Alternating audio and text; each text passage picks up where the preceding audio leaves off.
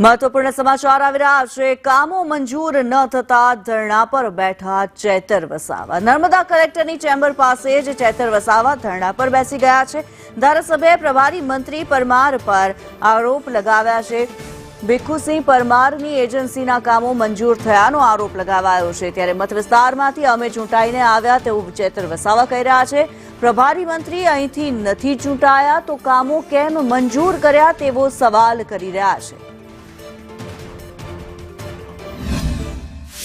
પ્રભારી મંત્રીશ્રીની અધ્યક્ષતામાં નર્મદા જિલ્લાના આદિજાતિ લોકોના વિકાસ માટે 30 કરોડ રૂપિયાનું અમારું આયોજન થયું। એમાં અમે ચૂંટાયેલા પ્રતિનિધિઓ જે સૂચનો કર્યા હતા એ કામો બાજુ પર રાખીને ભીખુસિંહ પરમારે પોતે એજન્સીઓના ઇશારે પોતે બીજા કામો બોગસ મંજૂર કરી દીધા છે। ત્યારે આ 30 કરોડમાં મારા બંને તાલુકામાં ભીખુસિંહ પરમારે 5-5 કરોડના કામો બોગસ મંજૂર કર્યા છે। ત્યાંના લોકોએ અમને ચૂંટેલા છે, અમારી પર કામ લઈને આવે છે, તો બહારથી પ્રભારી મંત્રીઓ મૂકીને આવો ભ્રષ્ટાચાર કરવામાં આવે એ તો કઈ રીતના ચાલે। એટલે અમારા કામોનો સમાવેશ કરવામાં આવે અને એ કામો મંજૂર કરવામાં આવે એ માંગ સાથે અમે આજે ધરણા પર